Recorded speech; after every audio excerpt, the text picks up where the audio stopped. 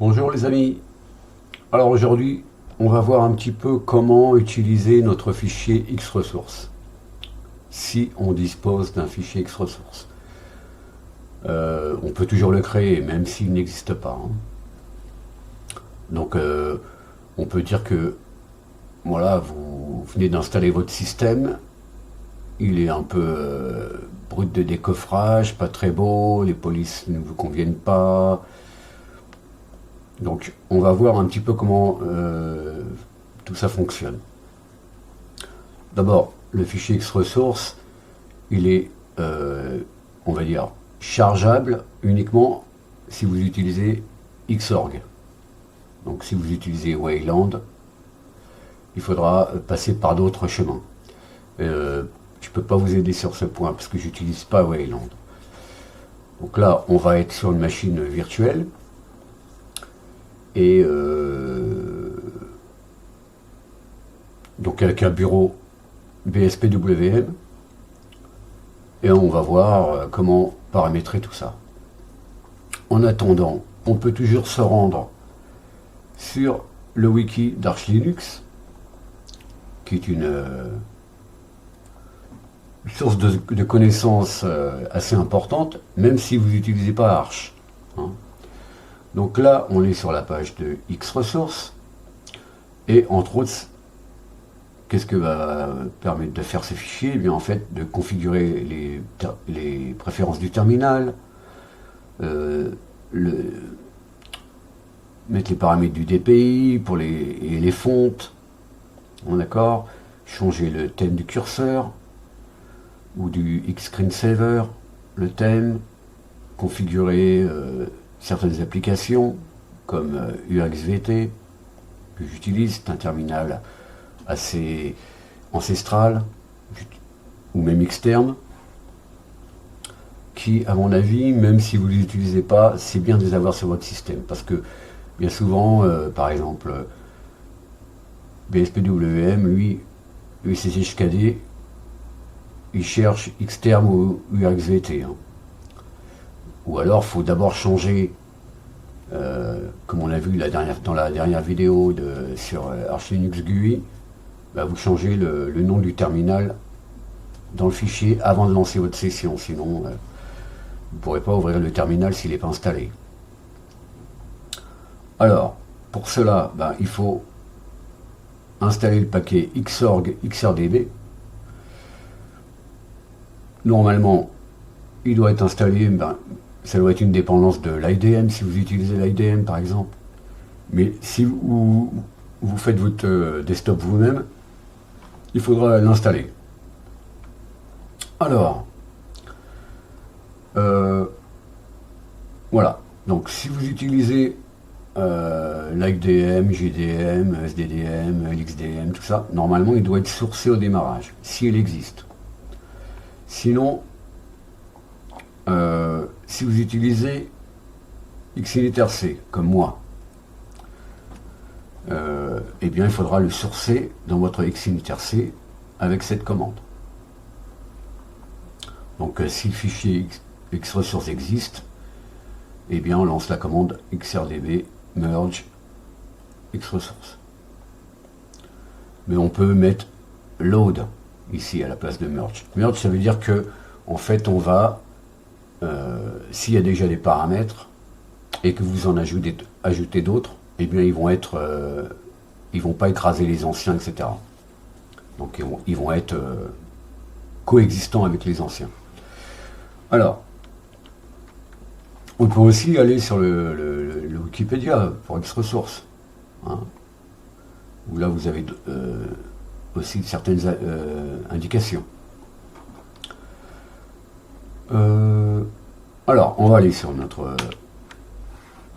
dans notre éditeur de texte. Ici, j'ai mon fichier X-Ressources dans lequel j'ai mis certains paramètres. En ce qui concerne les fontes pour les programmes qui ne supportent pas fonte config.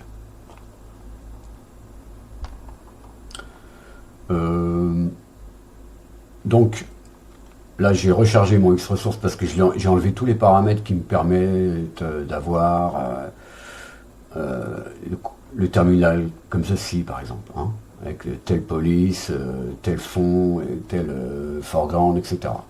Donc, si je veux connaître les paramètres qu'il y a dans mon Xresource, donc je peux faire xrdb query tout simplement, pas besoin de mettre all, on pourrait mettre all, et on obtient effectivement ce qu'on a ici dans notre fichier Xresource.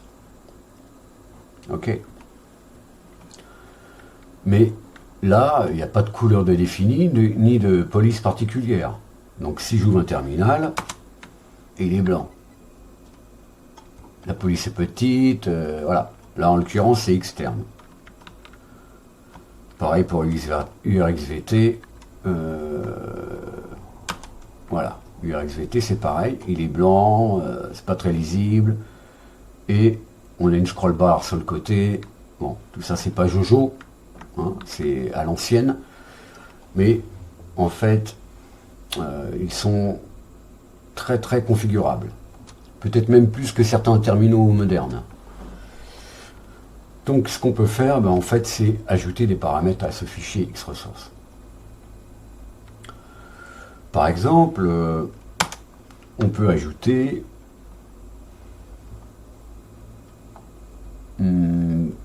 si je lance un terminal externe et que je lui donne un nom particulier. En fait, on met name et ça correspondra à l'instance du terminal. Parce que la classe, ça sera externe. L'instance, ça sera le nom qu'on va mettre là tout de suite. Je vais l'appeler green, admettons. Et si je le lance, il n'a pas changé en fait. Hein. Il est comme tout à l'heure. Il est blanc, police est petite, etc. Ok. Donc maintenant, dans mon Xresource, je vais pouvoir mettre justement l'instance que je veux donner à mon terminal. Et puis je vais lui mettre, mettons, background. Background, 2 points. Et là, je vais lui mettre la couleur verte.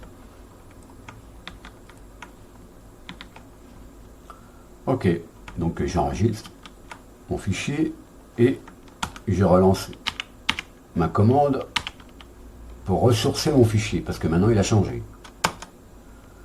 Hein? Si je fais query all, on voit bien, on a notre nouveau paramètre ici. Mais si je relance mon externe, il va être de quelle couleur à votre avis? Et bien maintenant, le fond est vert, comme indiqué dans mon Xresource. Green, donc l'instance de externe, background et la couleur verte. Ok. Et puis on peut faire la même chose, mettons ici red. Et puis on lui met pareil. Background. Et on met la couleur rouge. Il faut peut-être que je lui mette 2 points, voilà.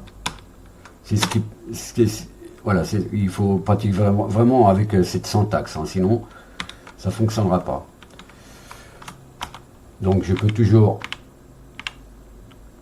recharger mon fichier et maintenant je peux mettre l'instance red et j'ai un terminal rouge. Ok. Je peux aussi lui dire de m'exécuter un programme. Hein.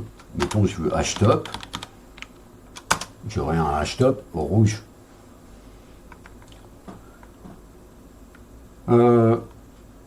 Mais bon, tout ça, c'est un peu fastidieux, en fait. Hein. Si je veux... bon, alors, pour rendre inactifs ces paramètres, eh bien, je vais mettre un point d'exclamation. Parce que c'est la syntaxe qu'il faut adopter. Voilà. Si je relance ça... Ah, j'ai pas rechargé la config, pardon. Donc je relance... Et je relance red. Eh ben, red, ça marche pas, puisque le rouge a disparu. Ok. Alors comment faire finalement pour inclure toutes les couleurs, mettons. Donc on peut toujours aller sur un site que je fréquente de temps en temps, qui s'appelle terminal.sexy. Et ici vous avez un thème. Vous pouvez toujours faire export et l'exporter. Donc là on a bien nos couleurs qui sont indiquées ici. Voilà. Donc je peux faire, j'ai choisi mon format. Voilà. J'ai différents terminaux. Et là j'ai choisi X-Resource. Voilà, j'ai fait export. Je peux copier ça et venir le mettre dans mon X-Resource.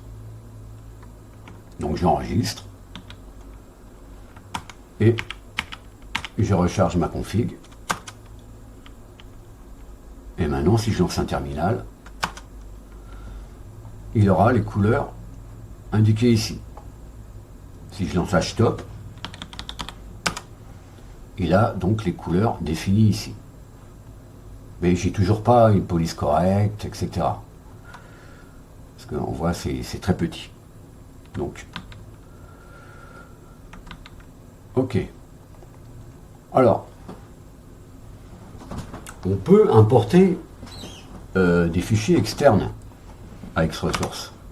Bien sûr configurés avec la syntaxe X-Resource, mais au lieu d'avoir tout dans le même fichier, on peut créer des fichiers séparés et venir les inclure maintenant. Donc, pour le signe dièse que je viens de mettre, là, c'est pas un commentaire. Hein. Le commentaire, je rappelle ici, c'est un point d'exclamation. Donc ici, c'est pour mettre une commande, en fait. Hein. Donc on va mettre la commande include et on va lui mettre le chemin relatif vers un fichier qui contient les paramètres de Xterm, par exemple. Donc, config, j'ai un dossier qui s'appelle Xfiles, et oui, c'est comme ça que je l'ai nommé, et dedans, il y a un fichier qui s'appelle Xterm, qui contient tous les paramètres de Xterm. La police, la taille de la police, si on peut ouvrir les liens URL qui seraient contenus dans le terminal, voilà, plein de choses comme ça. La taille de la police, je l'ai déjà dit, même la couleur une couleur différente pour le foreground, une couleur différente pour le background, tout ça on peut le mettre dans notre fichier Xterm.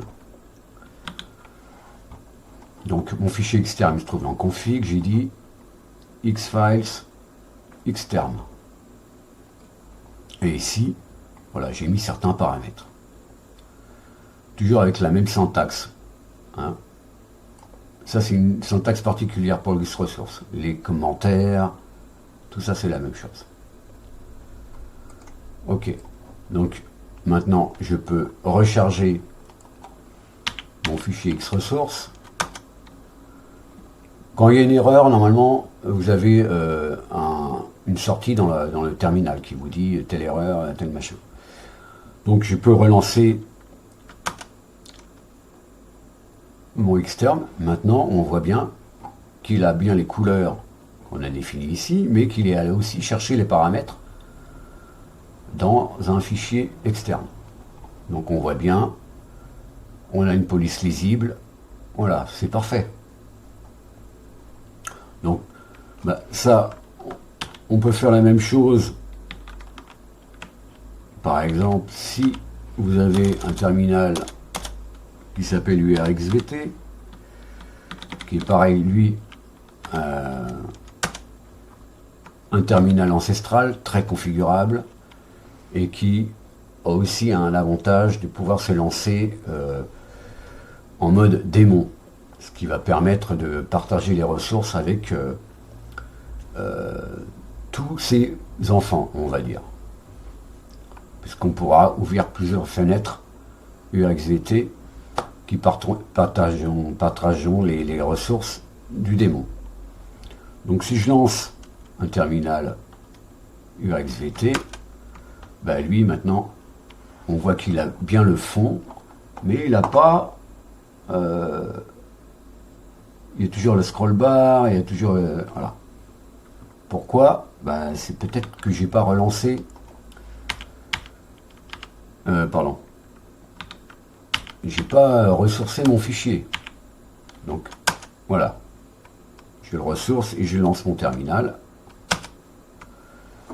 Ok, maintenant j'ai un URXVT aux couleurs et avec la police indiquée.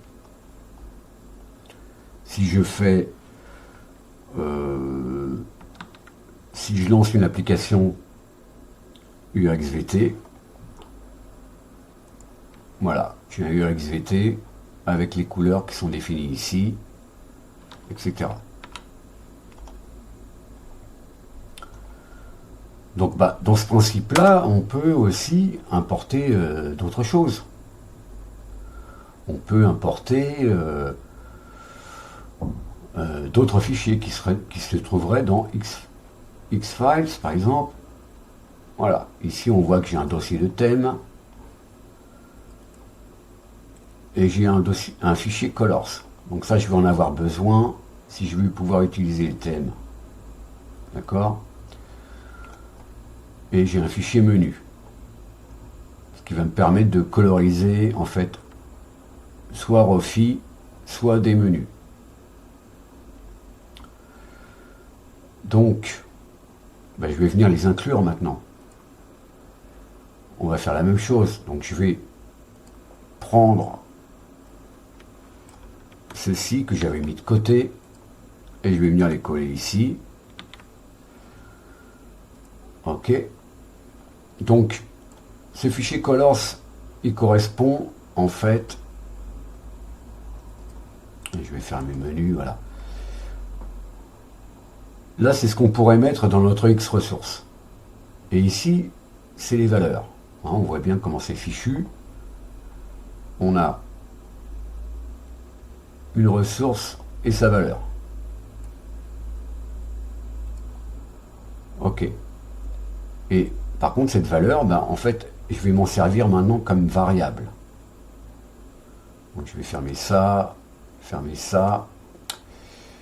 Et donc cette variable, elle va se retrouver dans les fichiers thèmes qu'on va constituer. Voilà. Donc on va définir la variable FG, foreground, hein, et puis on va lui mettre une couleur particulière. Pareil pour le black, le red, le green, etc. D'accord? Donc en fait, maintenant j'ai plus besoin de venir à chaque fois paramétrer à la main les couleurs que je voudrais changer, puisque maintenant je dispose d'un dossier de thème. Donc je peux très bien m'en séparer de toutes les couleurs que j'ai mises à la main, et puis venir lui dire d'utiliser le fichier colors qui lui va pouvoir rendre possible l'utilisation des fichiers thème. Thème, et puis ici on voit le nom du thème. Ok? Donc maintenant, je vais changer le nom du thème. Je vais marquer, je vais écrire, je sais pas moi, j'en ai un qui s'appelle ArchLabs. Ok, ArchLabs, j'enregistre. Je vais ici, je ressource, parce que j'ai apporté des changements, donc je relance ma configuration. Et si je joue un terminal, eh bien on voit que maintenant, le thème est différent. Le fond c'est le même, puisque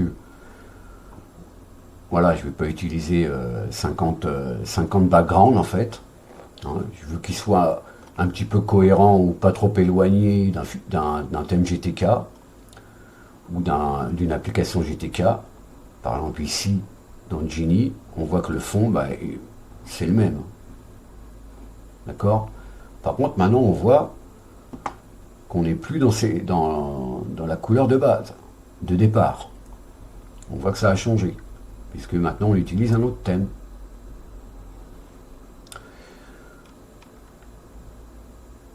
Donc je peux, maintenant on voit que je suis dans l'ancien thème dans Polybar. Je vais vous montrer comment on utilise les choses dans Polybar, mais si j'utilise mon script launch Polybar, voilà, maintenant on voit que les icônes ont changé, etc. Le fond c'est toujours le même, hein, on utilise bien le background, le même background que les terminaux, et maintenant les couleurs ont changé.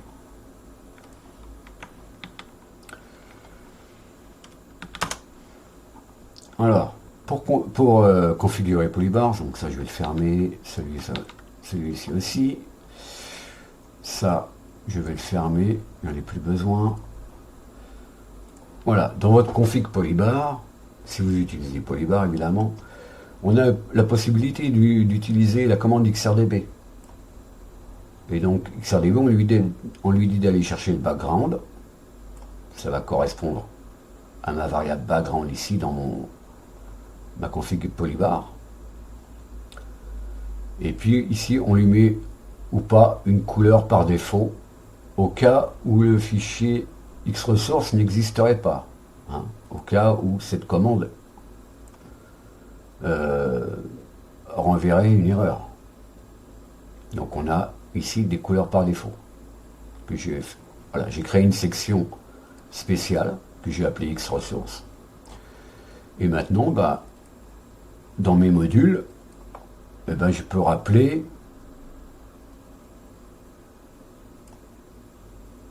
ma variable Xresource et puis lui mettre je veux le bleu. Voilà, le bleu il est où? Il est là. C'est celle-ci. Ok? Donc bien pratique, parce que de base vous avez une section colors avec des couleurs définies par autrui ou par vous, mais si vous ne voulez pas à chaque fois changer vos couleurs ici, eh bien je vous conseille d'utiliser ce paramètre XRDB qui est disponible dans Polybar. Et puis comment on utilise BSPWM? Eh bien normalement on définit nos couleurs ici dans nos paramètres. Donc là j'ai refondé un peu mon BSPWMRC et j'ai créé une fonction qui utilise XRDB. Et puis avec Oak, on va chercher pour la couleur 1, on va chercher le deuxième champ, ou on va dire le dernier champ, c'est le deuxième. Et voilà, on utilise BSPC config, Active Border Color, c'est le noir, Focus, c'est le cyan, normal, c'est mage, et pour les feedbacks et pour les presets, on utilise le rouge. Donc voilà, on peut, même dans notre config, c'est ça qui est bien avec BSPWM, c'est que c'est un script. Donc on peut lui faire ce qu'on veut en fait. Y compris aller chercher les couleurs de notre Xresource pour une cohérence générale, on va dire. Donc Xresource, voilà, ce fichier. En fait, si j'avais mis tout ça dedans, tout ce que contiennent ces fichiers, j'aurais un fichier vraiment important et difficilement gérable en fait. Hein. Donc, vous pouvez séparer la configuration dans plusieurs fichiers, mais bien sûr, il va falloir lui dire d'aller les chercher avec la commande include.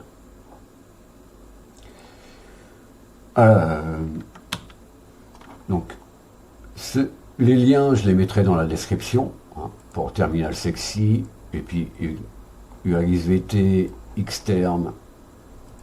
Comment utiliser aussi le fichier Xdefault, qui est un ancien fichier, mais qui sera peut-être nécessaire si vous voulez partager les mêmes paramètres entre plusieurs ordinateurs, quand vous vous connectez en SSH ou en VNC. Voilà, le lien du Wikipédia et le lien du Xresource, pardon, sur le wiki de Arch Linux. En tout cas, bah écoutez les amis, j'espère que tout ça vous a inspiré et que bah, maintenant vous vous direz, bah mince, ce fichier Xresource, bah, il est quand même bien utile, et si j'arrive à décrypter comment ça fonctionne, eh bien je peux faire beaucoup de choses. Parce qu'évidemment quand on build soi-même son système et qu'on n'est pas sur un desktop, eh ben on a besoin d'outils, de petits outils par-ci par-là qui nous permettent d'arriver à nos fins. Donc moi je trouve les desktops très bien, hein, KDE, enfin Plasma je le trouve de mieux en mieux, XFCE aussi évolue bien. Bon, j'ai toujours des réticences avec GNOME qui finalement c'est un peu éloigné, même s'il est très utilisé je pense, mais il est plus configurable comme avant, puisque les développeurs ont caché tous les paramètres. Et donc ça s'adresse plutôt à des gens qui veulent utiliser leur desktop vraiment, sans le configurer vraiment. Comme si on était sur Windows ou Mac, on n'a pas trop le choix. Mais si vous voulez faire ce que vous voulez, en fait il faut aller au plus simple. Donc un Window Manager, et puis voilà, des outils comme ça, comme XRDB, qui vous permettent de faire les choses comme vous le souhaitez. J'espère que cette petite vidéo vous aura inspiré, et je vous dis donc à la prochaine pour une autre vidéo. Salut.